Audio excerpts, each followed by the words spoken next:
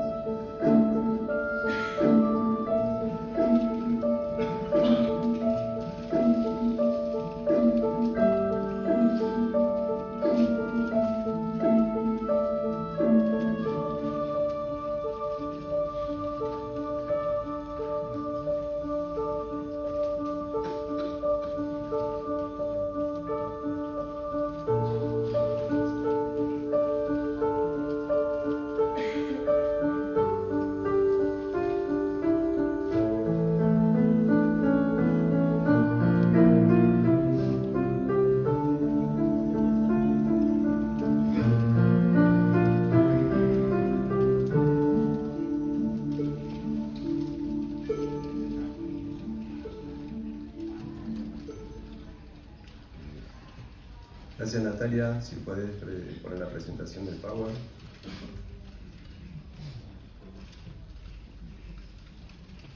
Perfecto. Bueno, el video es muy interesante. En la perspectiva de los cuidados paliativos, esto es lo que tratamos de hacer. Tratamos de ponernos en los zapatos del otro, en las circunstancias que le tocan vivir. Obviamente no vemos enfermedades benignas nunca.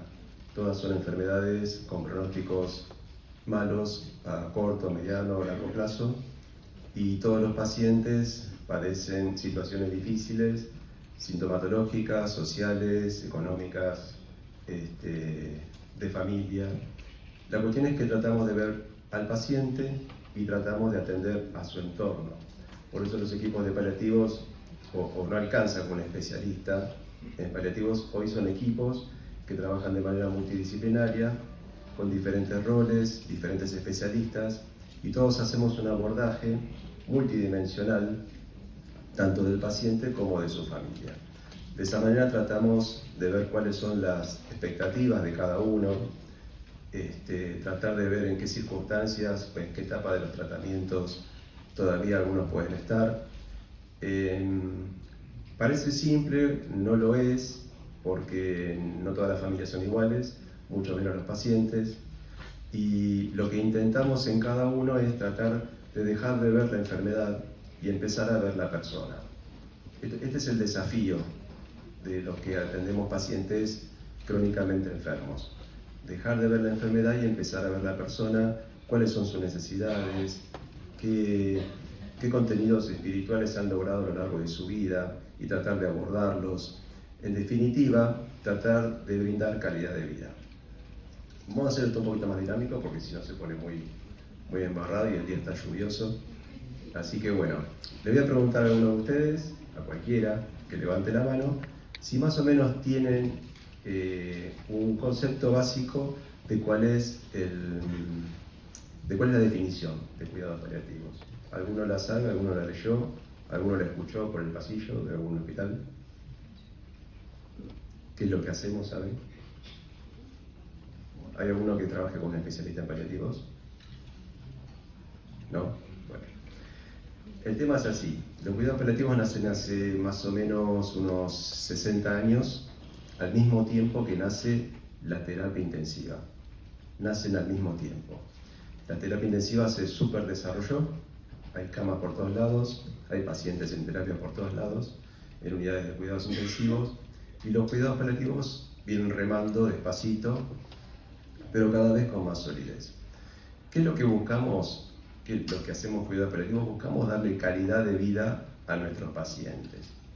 Y darle calidad de vida no significa darle una vida plena, porque muchas veces no es posible, pero sí buscamos, por ejemplo, aliviar todos los síntomas que le puedan generar sus enfermedades, como para que lo pasen lo mejor posible. A veces hay cosas que tenemos tan incorporadas, que son tan simples, que son tan fáciles para cada uno de nosotros, que cuando nos enfermamos empezamos a entender el valor de esas cosas. Como significa por ahí tratar de comer un alimento sólido. Muchas veces el paciente con cáncer de cabeza y cuello no lo puede hacer porque ya tiene una papilla, o un preparado, o una sonda nasogástrica, o un botogástrico en el peor de los casos. Entonces hay cuestiones que parecen que son como que van a estar toda la vida, y en definitiva no va a ser así. ¿Se trata de prepararse para eso? No porque no sabemos qué nos va a pasar. Pero sí tenemos que entender que si hacemos medicina, tenemos que estar preparados para entender al otro que perdió esa posibilidad. Entender a un paciente que tiene una colostomía parece muy fácil cuando lo veo de frente. No es mía la colostomía es del otro. Pero hay que comprender todo lo que le pasa por la cabeza a esa persona que tiene una colostomía. Parece una tontera, pero para el que tiene la colostomía no lo es. Ni para el que lleva una sonda vesical permanente, ni para el que tiene que tomar morfina, o tiene que tomar metadona, o tiene que tomar oxicodona, porque sus dolores oncológicos son severos. Esta es la realidad de los pacientes que vemos absolutamente todos los días o que internamos a veces. La cuestión es que tratamos de ser compasivos con estas situaciones Y compasivo no es una palabra de dejar que las cosas pasen, sino más bien empatizar con el otro, pero ponernos en acción. De eso se trata hacer medicina paliativa. Escucho al otro, trato de entender lo que le pasa y trato de ponerme en sus zapatos y de accionar para ayudarlo, no de quedarme solamente con su relato. Vamos a avanzar un poquito con este PowerPoint, porque esto no es meramente un discurso. Esto tiene un montón de trabajos y un montón de escalas y un montón de presentaciones que podemos incorporar en nuestra tarea de todos los días para que sea un poquito más fácil comprender al que sufre. A ver.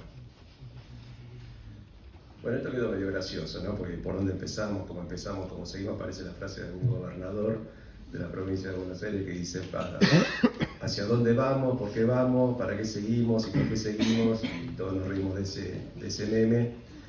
Pero es un poco por ahí por donde va la cosa. ¿Dónde empezamos cuando tenemos un paciente, estadio 4, oncológico, que tenía un cáncer de mama y ahora es metastásico, o que tenía un cáncer de pulmón y ahora tiene metástasis cerebrales, óseas, algunas hepáticas, o ya la bilirrubina se disparó y entonces tenemos 14 de bilirrubina y tenemos que ver qué hacemos con eso para que no le afecte mucho su sistema nervioso y podamos seguir haciendo un poco de tratamiento oncológico, porque la idea es esa también, que vuelvan a su especialista y sigan con su tratamiento. Entonces, ¿por dónde empezamos? Bueno, primero por un paciente que es crítico, primero por un paciente que tiene una enfermedad crónica, primero por un paciente que tiene ciertas dolencias y que es derivado por algún especialista, que puede ser un neumonólogo, un cardiólogo, un oncólogo, a este servicio para que nosotros tratemos de mejorarlo clínicamente. No es tan simple mejorar clínicamente a una persona que tiene algunos síntomas muy complejos causados por su enfermedad, pero se puede lograr cuando se trabaja de manera multidisciplinaria. ¿Cómo se siguen? ¿Qué pasos hay que seguir? Bueno, primero tenemos que hacer una buena historia clínica como hacemos cada uno de nosotros. La historia clínica es fundamental, la primera entrevista es todo, si hay familia mejor. Hacemos preguntas de todo tipo que van más allá de lo clínico, que tienen que ver con el día a día del paciente, en cómo, a qué hora se levanta, qué pastillas toma al levantarse, si se puede higienizar solo, si ya no puede, si necesita ayuda, si está con un cuidador permanente o recibe un servicio de enfermería, o si hay familias que se turnan para cuidarlo. Todas esas cuestiones tienen mucho que ver con el tratamiento que nosotros vamos a darle al paciente. Identificar un cuidador principal. Nosotros necesitamos un cuidador principal que sea el que le administre la medicación que le queremos dar al paciente, porque en el caso de los oncológicos el dolor es algo prevalente.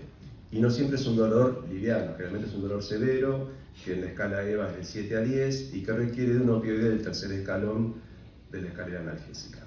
Entonces, alguien tiene que administrar la morfina al paciente, alguien sí la tiene que dar en horario, tiene que estar con el paciente para ver que no tenga náuseas, no tenga vómitos, no vomite esa dosis, en todo caso volvérsela a aplicar. Hay un montón de cuestiones en las cuales dependemos de que alguien cuide a ese individuo, sobre todo si está en su casa, para que le pueda administrar la medicación y se pueda sentir un poco mejor. Entonces, cuando analizamos a un paciente y vemos su historia clínica, empezamos a trabajar con escalas que tenemos diagramadas y validadas en cuidados paliativos y que nos sirven para todas estas cuestiones que les acabo de explicar, más que nada para medir, primero, todo lo que tiene que ver con el sufrimiento del paciente y segundo, para ver qué planes implementamos para tratar de que ese sufrimiento no sea tan terrible para esa persona, ¿sí? Y cuando hablo de sufrimiento no hablo siempre de un síntoma, como puede ser el dolor, porque también hay sufrimientos que son espirituales, sufrimientos que son psicológicos. Imagínense un paciente que tiene 60 años, que todavía trabaja, y que sostiene a su familia, y que tiene 2 hijos que todavía no despegaron, y que hay que ayudarlos económicamente, pero ahora tiene un cáncer de pulmón, ahora ya no puede ir a trabajar, ahora dejó de ser el sostén de la familia. Entonces no se pierde solamente la capacidad de ir a trabajar, se pierde la capacidad de sostener la vida social y familiar que antes se tenía. Este no es un tema menor a la hora de tratar a un paciente. Todos los pacientes tienen que duelar situaciones a medida que la enfermedad va progresando. Cuando hablo de durar significa, bueno, van perdiendo instancias, van perdiendo capacidades, van perdiendo movilidades, van perdiendo cosas que durante la vida fueron simples y fueron sencillas. Esos duelos, como dejar de trabajar, dejar de generar ingresos, dejar de cuidar o de ser el cuidador de la familia, dejar de comer como cualquier persona, dejar de ir al baño como cualquier persona, esos duelos van afectando psicológicamente a las personas. Y parece que uno las vería como si fuesen fases de una enfermedad que está en un proceso de progresión. Pero detrás de esa progresión hay un individuo que la está pasando bastante mal. Imaginemos a Alejandro por un minuto, un paciente varón de 53 años que tiene un cáncer de colon estadio 4, con metástasis peritoneales y en columna, joven, 53 años, y cada vez son como más jóvenes los pacientes oncológicos. Su equipo de cuidados paliativos domiciliarios recibe el pedido de evaluación de Alejandro en su casa. Al llegar al domicilio, Alejandro lo espera junto a su esposa con algo de desconfianza. La gente todavía, si bien ya nadie toma por sorpresa qué son los cuidados paliativos, todo el mundo creo que más o menos sabe de qué se trata, la gente siente un poquito de desconfianza porque ya no va tanto al oncólogo, ya no va tanto al cardiólogo o al nefrólogo, y entonces es como que entramos nosotros, que somos como la especialidad nueva en su vida, y cuando se ponen a googlear qué significan cuidados paliativos, muchos de las cosas que aparecen en Google dicen, bueno, médicos que atienden el final de vida de las personas. Obviamente esto asusta a cualquiera, pero no necesariamente tiene que ser así. Al llegar al domicilio, Alejandro le espera junto a su esposa con algo de desconfianza y antes de empezar la entrevista le comenta que no sabe bien por qué lo visitamos. Esto es más frecuente de lo que parece. Mucha gente no sabe para qué vamos a la casa a verlos. Si somos clínicos, obviamente la mayoría somos clínicos, pero a qué vamos específicamente como especialistas en cuidados paliativos. Con el correr del tiempo, este temor se empieza a desplazar hacia un costado, empiezan a entender que la atención es más integral que solamente dejar la receta de PAMI o de IOMA o de lo que sea, y que nos preocupamos por un montón de características de las cuestiones que le pasa al paciente. La primera evaluación es: Alejandro tiene indicación y o se beneficiará de los cuidados paliativos. ¿Qué piensan ustedes de un paciente que tiene un cáncer de colon, estadio 4, metástasis óseas, si se va a beneficiar o no de la presencia de un equipo de cuidados paliativos en su domicilio? ¿Les parecería bien si ustedes fuesen directores de una obra social o auditores o médicos de cabecera? ¿Implementarían cuidados paliativos para un paciente así? ¿O esperarían? A ver los que hoy implementarían, levanten un poco la mano. Si fuera auditor, ¿no? Bien, la mayoría implementaría hoy. ¿Quiénes esperarían un poco más? ¿O qué esperarían un poco más? ¿Alguien esperaría alguna otra instancia? No, la mayoría implementaría hoy. Bien. No soy auditor. Hace 10 años cuando vine a dar la misma clase nadie levantó la mano, así que estoy contento. Y para eso hay herramientas. Nosotros trabajamos mucho con las herramientas que genera España. España ha desarrollado los cuidados paliativos de una manera asombrosa en los últimos 10 o 15 años. Hubo un par de genios ahí que se pusieron a trabajar y desarrollaron escalas validadas que ahora usamos en todo el mundo. Dentro de esos instrumentos, que llamamos NECPAL, porque la sociedad española se llama SECPAL, en esta versión atendemos la demanda o necesidad del paciente, buscamos los indicadores clínicos generales de la progresión. No vamos a dar toda la escala porque es un montón, se la voy a dejar, ustedes van a tener este favor para mirarlo. Las dependencias, si son severas, los síndromes geriátricos que puede tener el paciente, los síntomas persistentes, el aspecto psicosocial, la multimorbilidad. O sea, los pacientes no tienen solamente este problema oncológico de hoy, sino que por ahí traen aparejados otro tipo de situaciones que tenemos que tener en cuenta. El uso de recursos que puedan llegar a tener y los indicadores específicos de severidad y progresión de la enfermedad. Con esto trabajamos todo el tiempo. Cada vez que lo visitamos, analizamos qué tan grave o qué menos grave está con respecto a la situación que vi hace pocos días atrás. Este análisis lo hacemos de manera permanente y lo tratamos de llevar en las escalas. Vamos anotando los valores de cada examen que hacemos.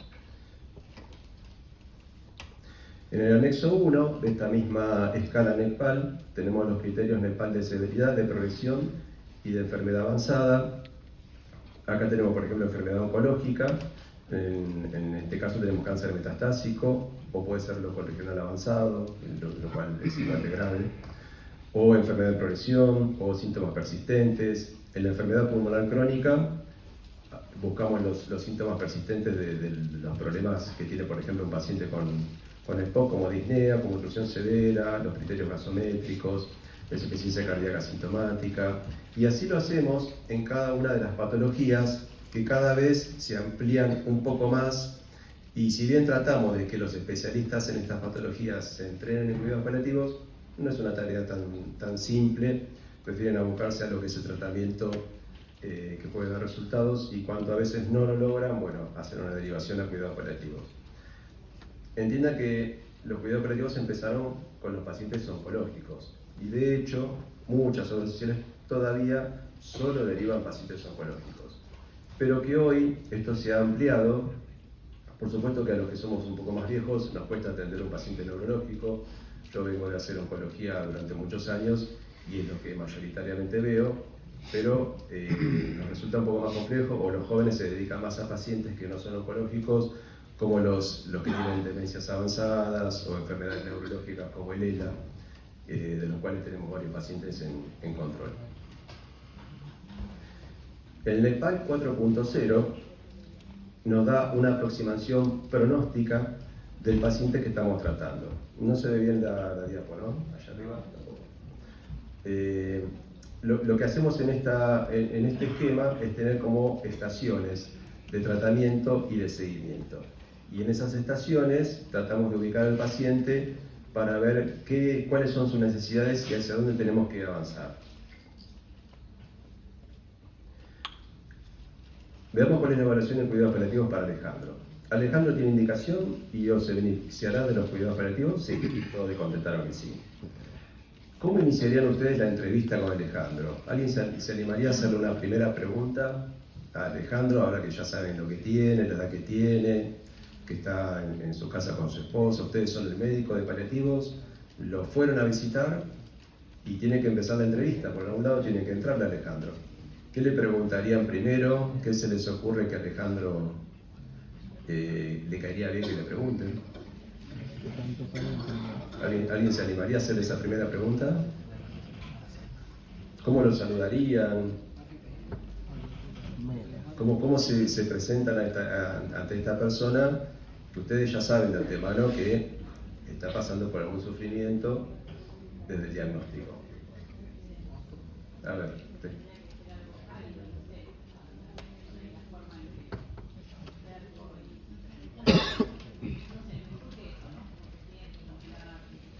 Bien. Está muy bien, está muy bien. Tiene que ser algo cálido. Algo cálido no significa llegar y abrazarlo a Alejandro porque no lo conocemos. Sería muy complejo por ahí abrazar a Alejandro porque él no quiere que lo abracemos. ¿Sí? Pero el contacto físico con el paciente cuenta y el paciente lo percibe. Entonces no solamente saludo a Alejandro, sino que trato de darle un apretón de manos en lo posible para que él sienta el primer contacto físico. Nos cuesta un poco a los médicos tener contacto físico con los pacientes, y cada vez más, desde el hecho de que no se revisa a veces al paciente que viene al consultorio, lo cual se está tomando como una práctica normal y no lo es. Tenemos que echarle mano al paciente, saludarlo como corresponde, tener un contacto físico y revisarlo. Hay pacientes que se sorprenden, esto parece una tontería, pero no lo es, hay pacientes que se sorprenden porque los revisamos, porque yo necesito revisarlo para ver cómo está ese hígado, si está muy por debajo del reborde costal, si está demasiado metastásico, hasta dónde llega ese hígado, o cómo está el vaso, o cómo está el abdomen, si está muy distendido, si lo tengo que pulsar porque tiene una citis. Si no toco al paciente, no hay forma de saber esas cosas. Con un estetoscopio podemos detectar un derrame pleural, que por ahí es evacuatorio y lo podemos mejorar la ventilación. Son sutilezas, ¿sí? Sutilezas primero que tenemos que hacer, porque para eso nos preparamos, y segundo que van a beneficiar al paciente sin someterlo a estudios que sean demasiado invasivos. Entonces saludamos a Alejandro, afectivamente, le damos la mano, le preguntamos cómo está, cómo se siente.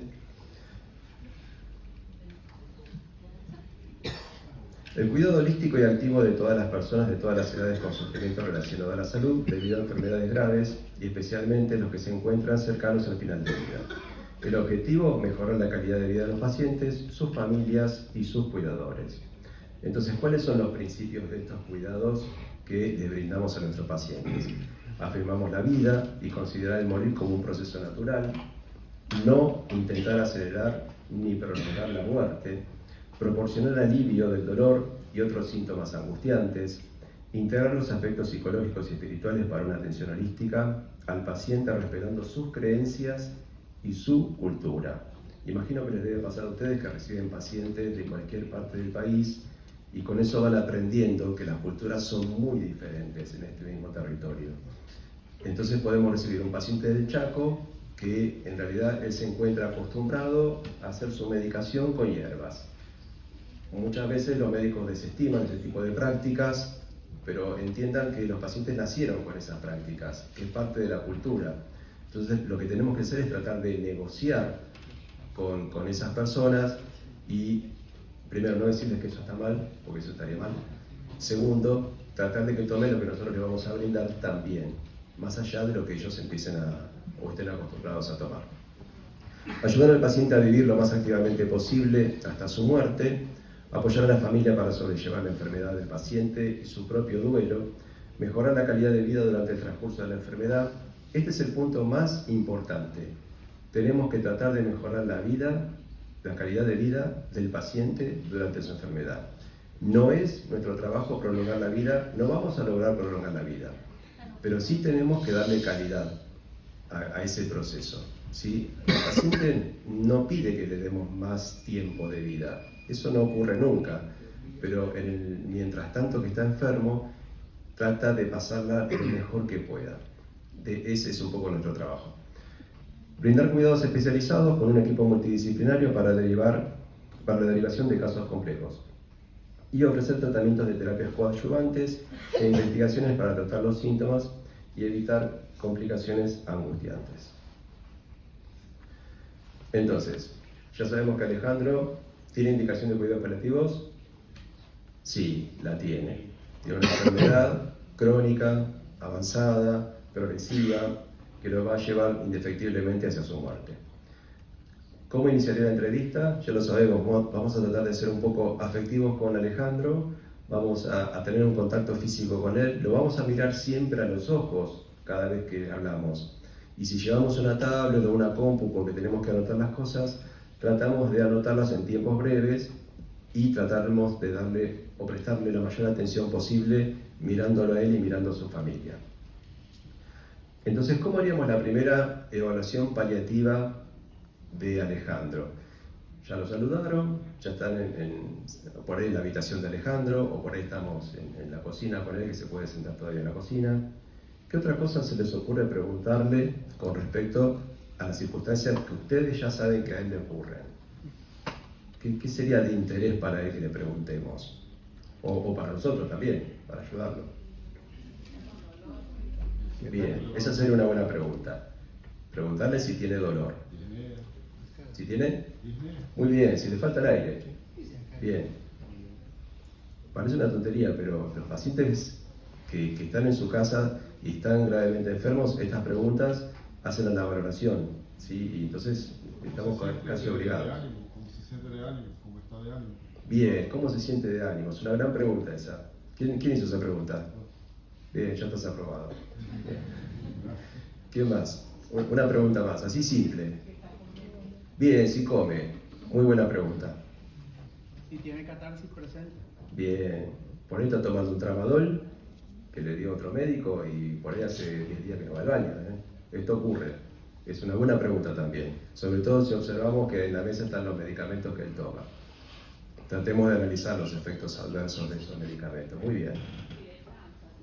Bien, si puede dormir, si se acuesta a las 10, 11, 12 de la noche y puede dormir, si se despierta a la hora, si el resto de la noche lo pasa despierto, si está muy ansioso. Hay aproximadamente unos 30 síntomas para evaluar en un paciente en este contexto. Nuestro maestro en paliativo se llama Eduardo Bruera, es rosarino, tiene unos 75 años aproximadamente ahora, y es el director de los cuidados paliativos del Hospital Houston en Texas, en lo que sería el Vaticano de la oncología. Este argentino desarrolló aproximadamente unos 900 trabajos científicos sobre pacientes y en sus evaluaciones siempre habla de lo que es el contacto y el interrogatorio con el paciente. Ese primer contacto e interrogatorio nos va a dar una cantidad de datos que nos van a servir durante toda la evolución del mismo, o van a ir puliendo, o se van a ir puliendo con el tiempo con respecto a lo que sería el tratamiento de hoy y en lo que sigue de ese paciente.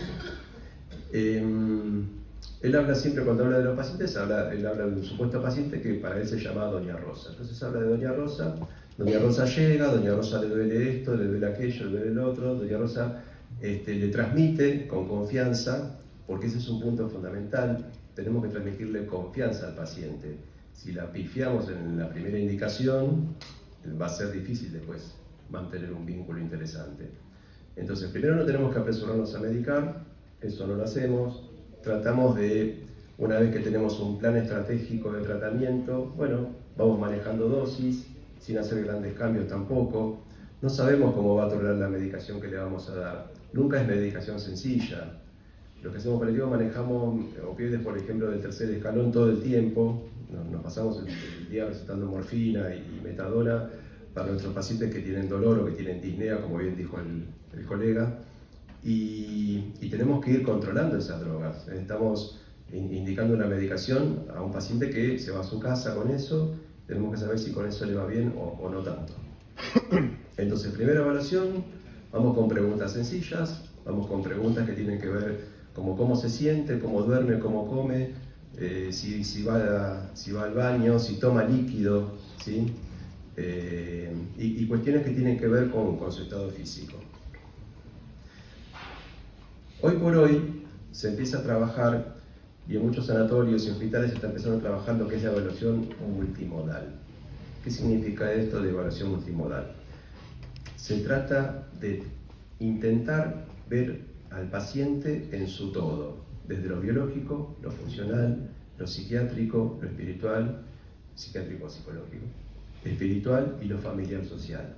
Hoy las evaluaciones en las historias clínicas tienden a ir por este lado. Yo creo que esto se va a terminar de implementar, de hecho lo estamos trabajando en el Ministerio también, porque nos da una mirada más amplia de los pacientes y sus condiciones. Dentro de todas estas cuestiones que le pasan a las personas, hacemos una detección de problemas, tratamos de plasmar objetivos asistenciales de cada uno. Con esto vamos a ver qué tipo de intervenciones vamos a hacer con cada uno. Hay pacientes que no requieren opioides, pero sí requieren ver a un psicólogo porque su nivel de ansiedad es muy alto. Tenemos pacientes jóvenes, mujeres jóvenes con cáncer de cervix que tienen nenes chiquitos, y eso les genera una ansiedad terrible porque saben que se pueden morir de su cáncer y qué va a pasar con ese nene. Y imagínense, para una madre esto es una tragedia. Entonces, no se trata solamente de brindar un clonazepam, se trata de tratar de acompañar también con un relato, con una escucha a este tipo de situaciones tan puntuales, que son bastante más frecuentes de lo que pensamos. Con esto hacemos una evaluación y con esto vamos actualizando en cada visita o en cada control del paciente y su familia hacia dónde tenemos que ir. Entonces, ya le hicimos las preguntas a Alejandro, hicimos una evaluación biográfica, tratamos de ver cómo está compuesta su familia, si tiene hijos, si está casado, si está en pareja, con quién está en pareja, si su pareja asiste a acompañarlo o si viene solo. Difícilmente un hombre venga solo al consultorio, pero siempre lo trae alguien. Pero bueno, esto también es importante.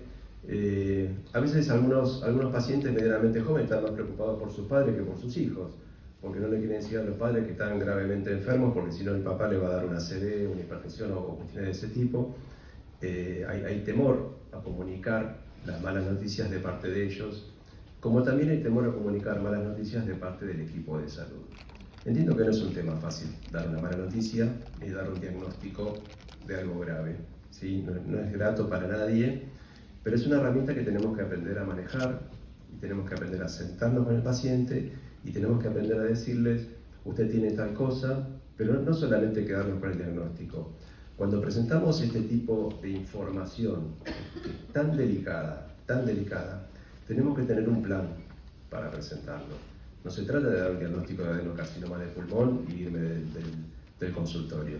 Se trata de, usted tiene esto, está ubicado en tal lugar, podemos ver algunas imágenes por si el paciente lo requiere, pero atrás de eso tenemos que presentarle un plan estratégico de cómo lo vamos a tratar, porque es la mejor manera de que él pueda encarar con un poco de, llamémoslo, fe, primero el vínculo que va a tener con nosotros, de ahí en más, y segundo, cuáles son sus posibilidades de tratamiento de lo que tiene. Aunque sepamos por nuestros conocimientos, que algunas enfermedades son muy difíciles de tratar y con algunas no vamos a conseguir la cura. Pero no importa, siempre tenemos que brindar al paciente un plan. Habrán escuchado un montón de veces esta frase horrible que emanan algunos colegas que dice, bueno, no, ya no hay nada más para hacer. ¿Lo escucharon? No hay nada más para hacer todo el tiempo. La verdad que es bastante... Imagino que si yo recibo una frase así, la verdad que me molestaría, me incomodaría, me angustiaría. Esa no es la frase que hay que decirles a los pacientes. Tampoco hay que decirles, yo te voy a dar esto y te vas a curar. Mentir tampoco es bueno para nadie. Pero, mira, estás grave, tenés esta condición, la enfermedad progresó, la última tomografía no está mejor que la anterior, pero vamos a ir por este camino, o vamos a hacer tal cosa, o vamos a acompañarte de esta manera. No se trata solo de hacer una receta, se trata de que el paciente entienda que a pesar de que ustedes no lo puedan curar, sí lo van a poder acompañar. ¿Quién es Alejandro? Alejandro es todo esto que estuvimos hablando hasta ahora. Alejandro tiene indicaciones de cuidados paliativos. Alejandro ya tuvo una entrevista con el especialista que fue a la casa a verlo. Alejandro ya tuvo al especialista, el especialista le hizo unas preguntas, se presentó, tuvo un primer contacto con él y con su familia. Alejandro vive en un contexto familiar, tal vez tenga hijos, tal vez tenga a sus padres todavía, tal vez tenga hermanos. Alejandro tiene una evaluación funcional que ustedes hicieron porque lo revisaron. Ustedes vieron si saturaba bien, lo revisaron los pulmones, sacaron el estetoscopio de la mochila y tomaron contacto con él y se fijaron si ahí puede haber un derrame o si hay otro tipo de instancia. Ese es Alejandro, es el individuo al que ustedes empiezan a conocer, del cual ustedes van a empezar a asistirlo en este rol de ser el médico de cuidados paliativos, y van a tener que acompañarlo porque Alejandro se va a poner cada vez de alguna forma más feo en su condición clínica o en otras condiciones, y van a tener como noticias nuevas cada vez que lo vean. Noticias nuevas como por ejemplo, esta semana no comió casi nada, o le cuesta un montón tomar líquidos, o le dimos la metadona, se le fue el dolor pero no va al baño. Entonces todas las semanas va pasando algo distinto, para lo cual ustedes tienen que estar un poco preparados.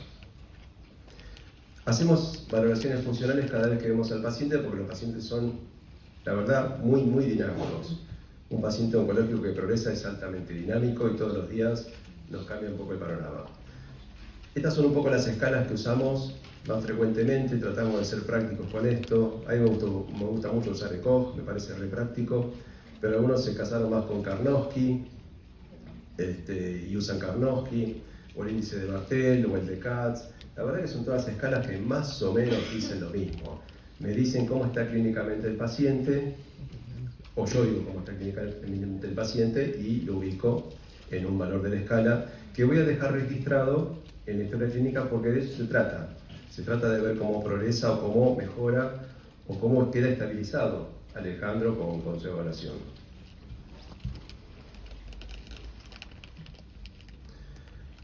Bueno, nada, un vistazo de las escalas, les va a quedar en el PowerPoint a ustedes para que las puedan leer un poquito. El ECOG, que es la que yo uso, la que aprendí hace un montón de años, el paciente está asintomático, el ECOG 0 somos, entiendo que cualquiera de nosotros en este momento. El ECOG 1 tiene síntomas, pero que le impiden realizar trabajos de muchísimo esfuerzo. En el ECOG 2 el paciente ya no es capaz de desempeñar ningún trabajo, tiene síntomas que lo obligan a permanecer en cama durante varias horas al día, más allá de las que pase porque tiene que dormir. En el ECOG 3 el paciente necesita estar en cama más de la mitad del día, o más también, y requiere ayuda para actividades que pueden llegar a ser mínimas a veces, ¿sí? Como por ejemplo, no puede ir sola hasta la cocina a buscar un vaso de agua. Entonces ya se transforma en una persona que es dependiente de otro. En el ECOG 4 el paciente está 24 horas en cama. No hay forma de que se levante, está postrado, probablemente esté caquéctico, sarcopénico, no tiene fuerza. Probablemente si se levanta se caería de la cama y tendríamos un traumatismo sumado a lo que todos ya tenemos. Y en el ECOG 5 obviamente el paciente falleció. Así van progresando los pacientes que tenemos a nuestro cuidado. Esto lo vemos absolutamente todo el tiempo y lo tenemos que ir evaluando, ¿sí? Para nosotros es importante saber si un paciente es ECOG 2 o ECOG 4. ¿Por qué es importante? Porque en el caso del paciente oncológico, el oncólogo me dice, no, con ECOG 2 yo le hago tratamiento.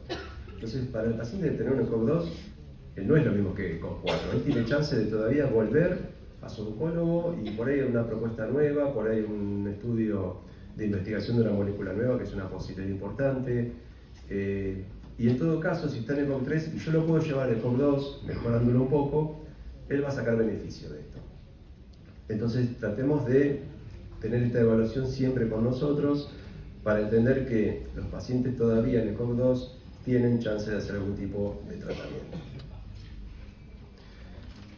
Bueno, y acá tenemos cuestiones como las que venían comentando ustedes muy bien recién, como por ejemplo vamos a preguntar cómo es el comer para él, si puede, si no puede, si es independiente, si se puede bañar, si se puede asear personalmente, si se puede vestir, si tiene control de esfínteres, si tiene control vesical, si se desplaza en una cama o está en una silla de rueda, si puede o subir o bajar escaleras, lo cual esto sería fabuloso, pero bueno, no es tan fácil a veces. A veces tenemos que dar indicaciones en la casa, como si fuésemos un poco los decoradores, ¿no? Hay gente que tiene el dormitorio en la planta alta y ya vemos que el paciente no va a poder subir en los próximos días o se nos va a caer en la escalera. Bueno, nosotros tenemos que ser los propiciadores, decimos, la cama de ahora en más va a estar acá, en esta parte de la casa, en la planta baja, por dos motivos. Uno, no queremos que el paciente se nos caiga en la escalera. Dos, si tiene que ingresar una ambulancia a buscarlo, va a ser mucho más fácil si está en la planta baja de la casa. Estas son cuestiones que tienen que ver con la organización y la forma más fácil de atender al paciente. Esta es una cara muy interesante que se llama PPS, se implementó hace poco y en realidad nos sirve para ver en qué estado también está el paciente, sobre todo cuando ya estamos en una etapa medio terminal, bastante avanzada.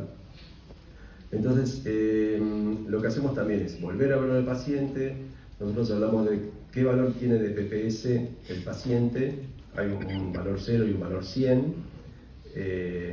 Por ejemplo, el valor 100, la actividad es normal, no hay evidencia de enfermedades, cualquiera de nosotros es un valor 100. El valor va disminuyendo a medida que el paciente se va empeorando. Por ejemplo, en un valor 50, la vida principalmente la pasa en una cama o en un sillón.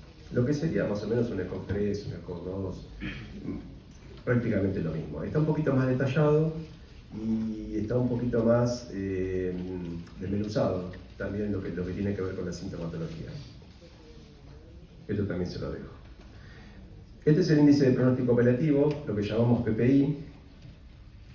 Este PPI nos dice una predicción de supervivencia a 3 semanas. Entiendo que por ahí todos ustedes ya tuvieron contactos con pacientes que saben que pueden llegar a morir de su enfermedad. Con este tipo de evaluación nos da una cierta certeza de cuánto tiempo de sobrevida tiene en el corto plazo. ¿Esto nos sirve de algo? Sí, fundamentalmente para preparar a la familia. Cuando yo hago esta evaluación y entiendo que a mi paciente le quedan 3 semanas de vida, no es mucho tiempo. Es mejor que me siente a hablar con la familia y les empiece a explicar que esto no tiene vuelta atrás.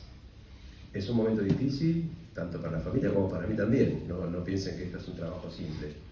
Pero es el mejor trabajo que pueden hacer con una familia que está por perder un ser querido. Siéntense, llévenlos a una sala, cualquier sala donde haya unas sillas, siéntense con ellos, explíquenle que la situación se está poniendo cada vez un poco más difícil con el paciente, que ya no es tan fácil tratar sus síntomas, que puede haber un montón de instancias en el final de vida que hay que tener en cuenta. Hay familias que quieren que los pasemos a terapia intensiva y familias que dicen no, nos quedamos en la habitación, todos juntos, va a venir su hermano de San Luis o de Barcelona o de donde sea que lo quiere ver y queremos estar en una sala común. Y como que cada vez los lugares de atención de pacientes internados son de más puertas abiertas. Decimos puertas abiertas a los lugares a donde dejan entrar muchas personas cuando saben que el paciente puede llegar a fallecer, lo cual está perfecto. Vieron en el video que hay una parte donde aparece un acompañante con un perro y en muchas clínicas de Buenos Aires se está implementando también el acompañamiento de las mascotas de los pacientes. Nosotros armamos un protocolo en el Sanatorio Güemes, ya ingresaron como 20 perritos. Los pacientes se benefician en su última etapa, cuando ya sabemos que no van a volver a sus casas, con la presencia de las mascotas. Es un momento muy impactante, porque uno no piensa que la gente ama tanto a sus mascotas, y así es. El director dijo que sí enseguida, cosa que me llamó la atención. No entiendo cuál experiencia habrá vivido, pero entiendo que sirvió para esto. La cuestión es que los seres queridos y las mascotas de las personas son muy importantes en el final de vida. Y es algo que deberíamos tener un poco en cuenta como un paliativo para ese individuo que está sufriendo. Bueno, este PPI me ayuda a saber, con algunas mediciones muy simples, si a la persona le queda menos de 3 semanas, y a mí me ayuda a empezar a resolver cuestiones que tienen que ver con lo familiar o con lo social, o empezar a decirle a la familia, bueno, si hay algún ser querido que está un poco lejos, es el momento de decirle, bueno, acérquense porque por ahí no nos queda tanto tiempo. Y por último, la evaluación de la enfermedad de Alejandro, que le hicimos con todas estas escalas que ustedes vieron previamente. Son sencillas de aprender, la verdad que si uno las utiliza medianamente a diario, las aprende sin ya tenerlas escritas o impresas, y nos dan un panorama. Nosotros creo que siempre somos un poco controladores los médicos de todas las situaciones, o por lo menos de lo que intentamos. Para lo que hacemos paliativos también, si bien somos un poco más abiertos en algunas estructuras, tratamos de tener un panorama lo más claro posible en lo que se refiere a lo que es sintomatológico o control de síntomas y lo que tiene que ver con la sobrevida de nuestros pacientes. Eso ayuda a establecer planes, o ayuda a establecer metas, o ayuda a un mejor acompañamiento. Entonces, en este gráfico vemos un poquito cuál es la evolución de la enfermedad. Fíjense que, bueno, obviamente estas enfermedades todas terminan con la muerte del paciente. En el caso del cáncer, tenemos un paciente, es la línea punteada. ¿Se llega a ver ahí? Sí. La línea punteada es un paciente con cáncer. El paciente con cáncer arranca con un ECOG 0, el paciente está muy bien, hace tratamiento, se opera, hace radioterapia, entra y sale caminando de todos los consultorios y de todos los lugares, hasta que en un momento la enfermedad progresa y el paciente empieza a empeorar. Entonces la línea de tiempo, la línea de sus funciones vitales empieza a caer en algún momento. Ese tiempo es de acuerdo a la patología que tenga. Por ahí en un melanoma es más rápido que en un vaso celular, seguramente. Pero entender que en todas las patologías oncológicas, o entiéndanlo de esta manera, de cada 2 pacientes oncológicos, 1 se va a morir. Y el que se va a morir va a requerir cuidados paliativos. Y esta es la línea que vamos a tener para entender cómo va la enfermedad del paciente o hacia dónde va la enfermedad del paciente. En un paciente que tiene una falla de órgano, llamémoslo EPOC o llamemos insuficiencia cardíaca, el paciente tiene intermitencias. Hay momentos en los que está bien, momentos en los que empeora, y internando y parece que se muere, y vuelve a remontar y sale, y esto vuelve a ocurrir varias veces hasta que definitivamente en un momento de las internaciones el paciente termina muriendo o en su casa. Pero la intermitencia es el estándar de estos pacientes porque tienen momentos donde aceptablemente o clínicamente están bien, regularmente bien, la familia los ve casi normales porque bueno, están con su oxígeno conectado, sus medicaciones y sus diuréticos, y por momentos requieren internación porque bueno, desmejoran, progresan y hay que internarlos y remontarlos de vuelta, esto hasta que se genera la falla del órgano y bueno, nos quedamos sin paciente. Y con respecto a la fragilidad, acá hablamos un poco, a ver, ¿quién es un paciente frágil? Puede ser un paciente muy anciano, puede ser un paciente que tenga una demencia, que va empeorando de sus síntomas progresivamente, y estos pacientes son mucho más añosos y la línea va un poco más en declive que lo que es un paciente oncológico. Estos pacientes se deterioran progresivamente en el tiempo hasta que fallecen. En ese transcurso del tiempo van limitándose en sus capacidades y van requiriendo cada vez más de alguien que los asista. Esto se ve bueno, en las enfermedades neurológicas y las demenciales. La cuestión es la siguiente, doctores. El 72% de las personas en nuestro país se muere de una enfermedad no transmisible. Cuando hablo de no transmisible, hablo de una enfermedad crónica, hablo de una enfermedad de todas las que comentamos en esta charla, que pueden ser cardiológicas, pulmonares, oncológicas, neurológicas, psiquiátricas. Esas son las enfermedades que matan a nuestra población. En un momento de la vida de esas personas existe un sufrimiento con respecto a todo lo que tiene que ver con la persona, con lo físico, con lo psíquico, con lo espiritual, con lo social. Tarde o temprano, toda esta gente se beneficiaría con la ayuda de un cuidado paliativo o de un especialista en cuidados paliativos o de un médico que tenga los básicos conceptos en cuidados paliativos. Hacia ahí es a donde va nuestra sociedad, a que cada vez tengamos una mayor edad, lo cual nos predispone a enfermedades no transmisibles, lo cual nos predispone a un sufrimiento mayor, tal vez de más largo plazo, lo cual genera una mayor asistencia de este tipo de pacientes. Si ustedes miran la curva de crecimiento, la de nuestro país empieza a asustar, porque ya se parece bastante a la de Europa, donde prácticamente los nacimientos se han reducido en un 40% en los últimos 13 años, y la tasa de ancianidad cada vez es más alta.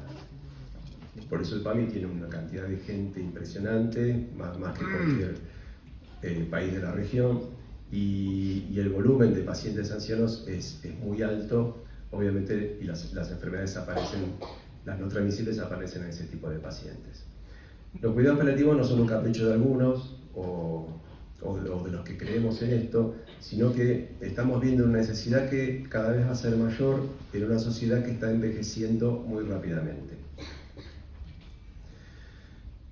Hicimos una evaluación sintomática de nuestro paciente, ya sabemos por dónde tenemos que ir, qué es lo que tenemos que atender, qué situaciones de vida en lo cotidiano hay que tener en cuenta. Ya no dejamos que suba a dormir a la planta alta, hicimos una cama en la planta baja, por si se descompensa y tiene que ir a una ambulancia, es más práctico, evitamos que caiga de la escalera.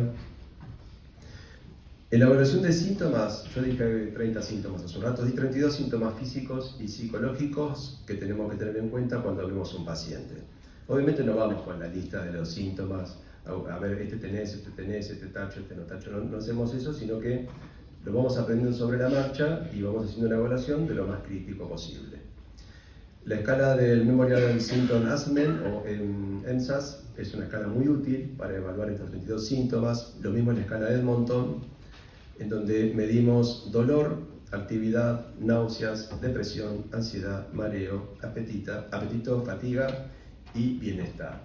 Que es un poco lo que ustedes dijeron cuando yo le pregunté qué le preguntarían a Alejandro cuando lleguen a su casa. Fíjense que con un sentido común tenemos una escala para medir qué le está pasando a nuestro paciente. Bueno, alguien reunió estos síntomas que ustedes muy bien dijeron en una escala y le dieron valor a cada síntoma. Y de esa manera podemos establecer en qué condiciones se encuentra Alejandro en este día que hoy lo visito. Este es el EMSAS, no lo vamos a leer, es gigante, pero está bueno dar un vistazo para ver por dónde vamos los que hacemos paliativos para evaluar nuestros pacientes. Este es el EMSAS con los síntomas. Bueno, vamos a estar en inglés, se puede traducir en español. Este es el Edmonton. Fíjense que es como la escala de dolor. ¿Conocen la escala EVA de dolor de 0 a 10? Muchos de ustedes la van a empezar a usar en cualquier momento cuando tengan un paciente con dolor. Le preguntamos al paciente de 0 a 10 cuánto le duele. 0 es nada y 10 es el peor dolor del mundo. Y el paciente sabe poner una nota al dolor. ¿Y para qué me sirve a mí poner una nota al dolor? Porque seguramente le voy a dar un analgésico, lo voy a volver a ver y cuando venga a verme nuevamente, otra vez le voy a preguntar cuánto dolor tiene y con eso voy a evaluar si el tratamiento que le di fue beneficioso para, en este caso, para Alejandro. Pero a alguien se le ocurrió que esta misma escala se puede traspolar a otros síntomas, lo cual resulta bastante útil. Y con esto que tengo acá, a simple vista, puedo obtener una condición de cómo se encuentra Alejandro el día de hoy que lo visito, que viene, o cómo estaba la semana pasada, ¿sí? Y de esa manera puedo ir entendiendo qué cosas le están pasando, cuáles son sus condiciones más críticas, o por dónde tengo que trabajar más y por dónde menos. Siempre tengo que priorizar qué voy a trabajar con Alejandro. Si me refiere que su apetito es nulo o no puede comer, bueno, trabajaremos sobre el apetito, o trabajaremos sobre el sueño, o trabajaremos sobre su ansiedad. ¿Cómo estamos con el horario? Bien. Bueno, esta es la escala de dolor básica, la usamos nosotros, la usan los anestesistas, la usa cualquiera que vea un paciente con dolor, la usan los pediatras, ellos usan las caritas y le preguntan a los nenes qué caritas se identifican con el dolor que tienen, los nenes con el dedito marcan en qué situación se encuentran. Y entonces esta escala está dividida en 3 valores. Uno que sería un dolor leve, un dolor moderado, en la parte intermedia de la escala, y un dolor severo. ¿Para qué me sirve a mí esto? Bueno, de acuerdo al dolor que tiene el paciente, va a ser el analgésico que voy a usar con esta persona. Obviamente si tengo un dolor severo, que es de 7 a 10 o de 8 a 10, de acuerdo a la escala que usemos, voy a tener que implementar un analgésico de mayor potencia. No puedo empezar con un paracetamol en un dolor severo, no le va a servir. Entonces tengo que pensar que estos pacientes requieren el uso de un opioide probablemente fuerte, para lo cual tengo que tener un buen manejo. Esta es una escala de valoración del dolor, es bastante más compleja, por ahí requiere de un par de clases para entenderla. Pero bueno, no todos los dolores son iguales, hay toda una clasificación de dolor, cada vez es más amplia. La última clasificación aparece el dolor nociplástico, que es el dolor de la fibromialgia, que todavía hay mecanismos que todavía no se terminan de entender, pero se sabe que no es ni un dolor neuropático en 100%, ni tampoco es somático, y la verdad que hubo que armar un nuevo episodio en la característica del dolor para entender lo que es la fibromialgia. Lo mismo para la disnea. Allá el colega dijo el tema si le falta el aire, ¿no? La disnea, preguntarle si al paciente le falta el aire es fundamental. Hay patologías que dan falta de aire, ya sea por ocupación de la caja torácica, en el caso de los pulmones, o por ahí tienen una ascitis, que el diafragma lo tienen acá arriba y tampoco pueden respirar. Entonces evaluar la disnea es un punto fundamental. Las escalas para evaluar riesgo de ansiedad y depresión, estas las usamos también todo el tiempo. Con esto estimamos si el paciente lo puedo ayudar con algún psicofármaco, o si requiere la visita de un psiquiatra, o si requiere la asistencia de un psicólogo para que lo ayude a resolver algún tipo de cuestión. Entiendan que muchas veces el dolor, o el paciente les va a decir o les va a referir dolor, algo que lo angustia. El dolor no siempre es me duele tal lugar o me duele acá. El dolor a veces es una angustia muy importante, que la palabra que mejor tiene para representarlo es dolor. Traten de indagar sobre las angustias, porque generalmente tienen que ver con cuestiones sociales o familiares o cosas sin resolver. Hay una cosa que he aprendido en los 25 años que me dedico a esto, es todos los pacientes tienen una creencia cuando faltan 30 días para morir. Todos se aferran a Dios, se aferran a una fe. Es difícil encontrar a un individuo que le falte tan poco para llegar al final de su vida y no tenga la fe puesta en algo. Esto por supuesto es muy bueno porque obviamente lo puede ayudar hasta cierto punto, pero que él ponga la fe en algo ayuda también a la familia del individuo.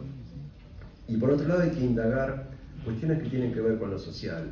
Hay pacientes que se angustian y sufren muchísimo porque hace, no sé, 10 años se pelearon con su hermano al que no volvieron a ver. Tratar de resolver ese tipo de cuestiones que parecen no médicas, pero lo terminan siendo. En la medida que se resuelven esas situaciones tan críticas familiares, los pacientes se mueren mejor, terminan mejor, requieren menos medicación, los intoxico menos también, porque a veces uso exceso de medicación para aliviar algo que no es dolor. ¿Y cómo se puede percibir eso? Cuando yo tengo un paciente al cual le tengo que escalar rápidamente los analgésicos, tengo que sospechar que eso no se trata de un dolor orgánico. Parece algo muy tonto explicarlo de esta manera, pero los pacientes no requieren altísimas dosis de analgésicos. Eso habitualmente no pasa. Habitualmente con una dosis moderada de cualquier analgésico bueno, los pacientes controlan su dolor. Entonces, indaguen con respecto a lo que son sus angustias, sí que tienen ganas de hacerlo, por supuesto, pero van a encontrar que hay situaciones de vida no resueltas que generan lo que los pacientes llaman dolor. Una escala de valoración del sufrimiento, bastante más compleja, se las dejo para que después la vean tranquilos. Un mini mental, ¿sí? Que a veces hacemos en los pacientes que empiezan a tener o a cursar el delirium de final de vida, algo que está bastante mal diagnosticado dentro de las salas de internación. Se piensa que los pacientes tienen una excitación psicomotriz y la verdad que el delirium de final de vida es bastante diferente a esto y de hecho el tratamiento lo es. Las escalas CAM, donde nos hablan de lo que es el delirium de final de vida, si es de inicio agudo y curso fluctuante, si es desatención, si es pensamiento desorganizado, si hay alteración en el nivel de conciencia. El delirium, a ver, el 80% de las personas que estamos en esta sala vamos